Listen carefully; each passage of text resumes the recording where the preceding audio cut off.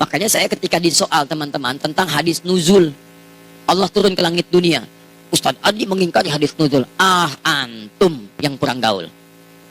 Antum kurang piknik. Kapan saya mengingkari hadis itu? Kalau saya mengingkari, saya akan sampaikan hadisnya. Saya meyakini hadis itu. Bahkan hadis itu disampaikan oleh riwayat Tabaqah pertama oleh 30 orang sahabat paling thiqah. Cuman pemahaman saya tidak seperti pemahaman antum dalam memahami hadis itu. Itu masalahnya. Ini kadang orang itu seenaknya saja. Ustaz Adi mengingkari ini. Bukan mengingkari, antum yang kurang paham. Saya meyakini hadis itu, cuman pemahaman saya beda dengan pemahaman antum. Di teman-teman ada yang menafsirkan Allah turun. Turunnya itu betul-betul turun ke langit dunia. Turun. Dibatasi dengan tempat. Penafsiran itu menurut saya tidak tepat. Kalau antum ingin artikan sesuai hadis, jangan dibahas bagaimana caranya. Sudah biarkan dengan hadisnya. Tapi ketika antum katakan turun ke langit itu benar-benar turun, berarti Allah menempat. Itu mujassam. Nah, dalam nilai akidah ada firqah disebut dengan mujassimah. Firqah itu menjadikan Allah berjisam kepada makhluk yang semalam saya bahas itu. Di antara turunannya aliran sesat, kata Syekh Hashim. Siapa aliran sesat ini? Yang meyakini Allah mujassam. Mujassam itu menyatu dengan benda, dengan tempat, bahkan dengan makhluk. Di antara yang paling fatal, Allah menyatu dengan jasad seseorang. Itulah yang manunggaling kaulah Gusti. Ya, menyatu dengan diri saya, merasa lebih dekat. Siapa kamu? Saya Allah. Allah sedang apa? Sedang makan. Itu bahaya. Musyrik itu. Termasuk maaf, Allah ada di tempat, Allah menetap. Paling sederhana saja begini. Maaf ya, Papua dengan Lampung bedanya 2 jam. Duluan Papua. Kalau antum artikan hadis akhir malam dengan Allah turun, misal Allah turun ke dunia. Di situ ada. Ketika Allah turun di Papua, mana orang Lampung? Ketika Allah turun di Lampung, berarti meninggalkan Papua. Sedangkan sifat Allah meliputi seluruh alam, tidak dibatasi dengan tempat. Makanya tanzihul khaliq bin sifatil makhluk. Antum kalau ingin bicara masalah ini mesti hati-hati. Kalau antum menyentuh sesuatu yang sensitif, bisa salah antum. Ketika salah menilai Allah, bisa kufur antum di situ. Baik, kemudian terakhir di sini ingin saya terangkan di sini tentang syubhat tentang hadits nuzul. Sebelum bicara yang sama ini dia katanya ditanya tentang hadits nuzul. Allah turun ke langit dunia. Maka dia sebutkan bahwa dirinya katanya dituduh mengingkari hadits nuzul ini. Maka dijawab oleh si pembicara ini, antum yang kurang gaul, antum kurang piknik. Kapan saya mengingkari hadits ini? Katanya kalau saya mengingkari, saya nggak bawakan haditsnya, saya meyakini hadits itu. Bahkan hadits ini disampaikan oleh riwayat Tabaqat pertama oleh 30 orang sahabat yang thiqah. Ya, kalau disebut 30 orang sahabat, tidak perlu disebut thiqah lagi, semua sahabat terpercaya. Jelas ya? Jadi diriwayatkan oleh 30 orang sahabat. Yang paling banyaknya memang disebut oleh Ibnu Al-Qayyim. Kata beliau diriwayatkan oleh 28 orang sahabat yang meriwayatkannya. Ya. Kemudian dia katakan di sini, cuman pemahaman saya tidak seperti pemahaman antum di dalam memahami hadits. Itu masalahnya. Ya. Ini kadang orang seenaknya saja, Ustadz mengingkari. Bukan mengingkari, antum yang kurang paham. Saya meyakini hadits itu, cuman pemahaman saya beda dengan pemahaman antum. Ya. Baik. Jadi kalau begitu apa ini ya keyakinannya? Jadi teman-teman ada yang menafsirkan Allah turunnya itu betul-betul turun ke langit dunia, turun. Dibatasi dengan tempat katanya. Penafsiran itu menurut saya tidak tepat. Kalau antum ingin artikan hadits sesuai hadits, jangan dibahas bagaimana cara turunnya. Sudah biarkan dengan haditsnya. Tapi antum katakan turun ke langit dunia benar-benar turun, berarti Allah menempat. Nah, itu mujassam. Nah, dalam nilai akidah ada firqah disebut mujassimah. Firqah itu menjadikan Allah berjisim pada makhluknya.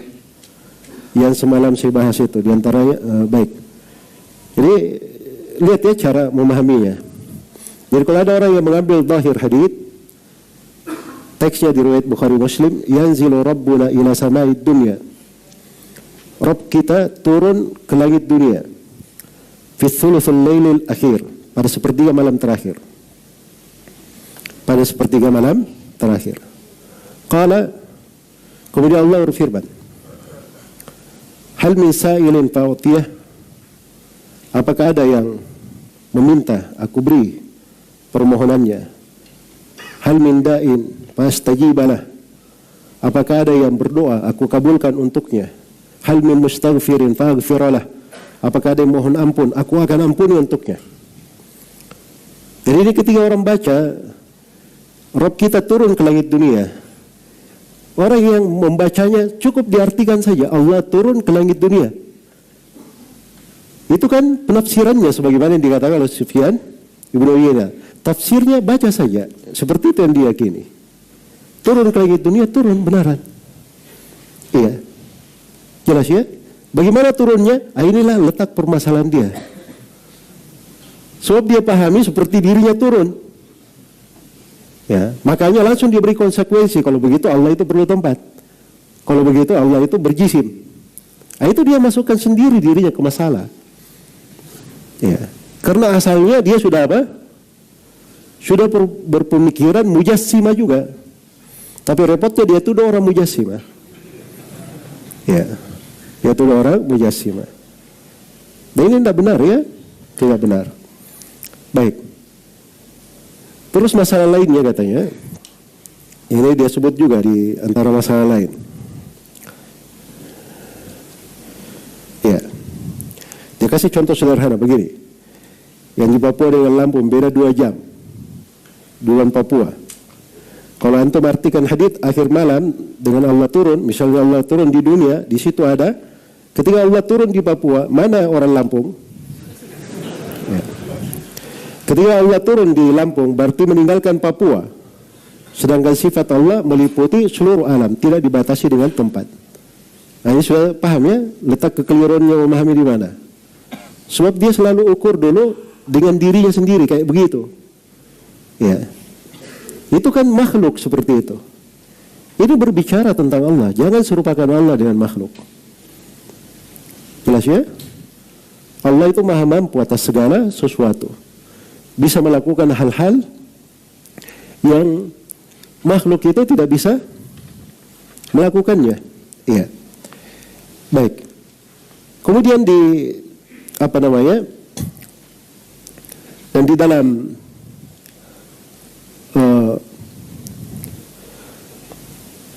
pembahasan syubhat ini terlalu banyak ya, orang seperti ini cara berpikirnya. Katanya kalau kita lihat di penjuru dunia ini, ya itu tidak selalu dikatakan. Ini sepertiga malam di sini, di sana sepertiga malam, sama semuanya. Tapi ada di sini malam, ada di sini siang. Kan begitu.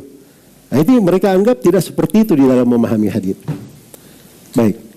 Nah, ini syubhat ini dari semenjak dahulu sudah ada yang menyampaikannya dan sudah dibahas oleh para ulama rahimahumullahu ta'ala.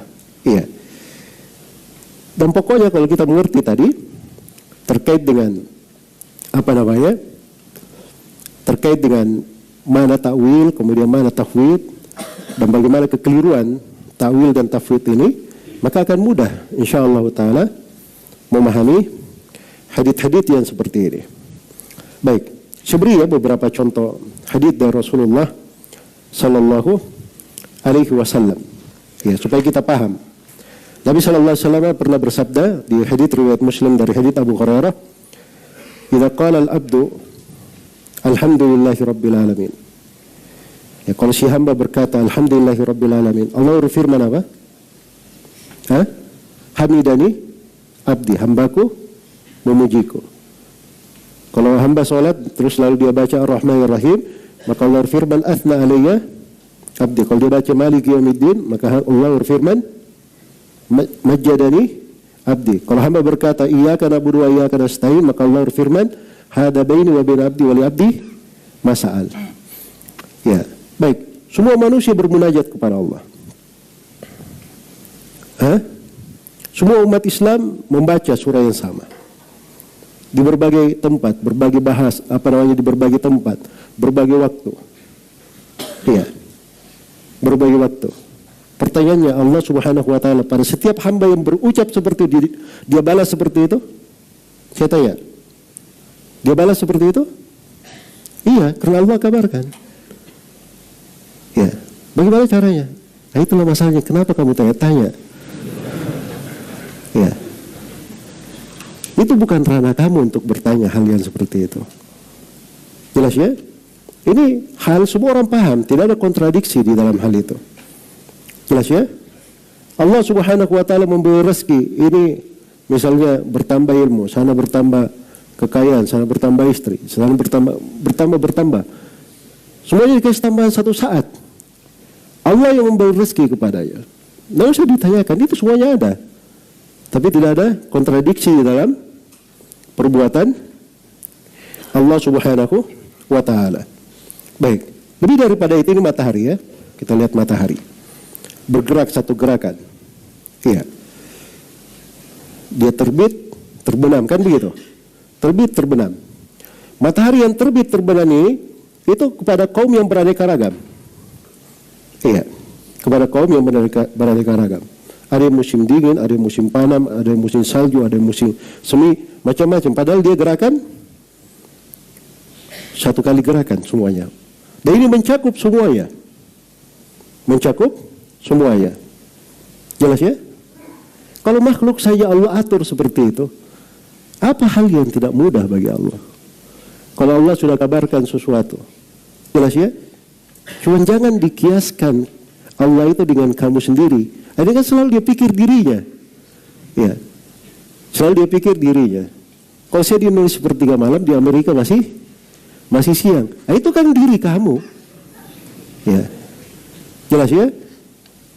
Maka seorang itu paling enaknya dia baca sebagaimana datangnya. Ya, begitu Allah Subhanahu wa taala mengabarkan dirinya turun ke langit dunia, itu mana keimanan. Masya Allah, dia bergembira. Ini waktu mustajabah. Dia semakin mantap, semakin semangat berdoa kepada Allah, memohon ampunan. Tapi kalau dia dengar hadits ini, sepertiga malam terakhir dia pikir turun, ya ini Papua, Amerika. Kapan dia mau istighfar dan taubat kepada Allah?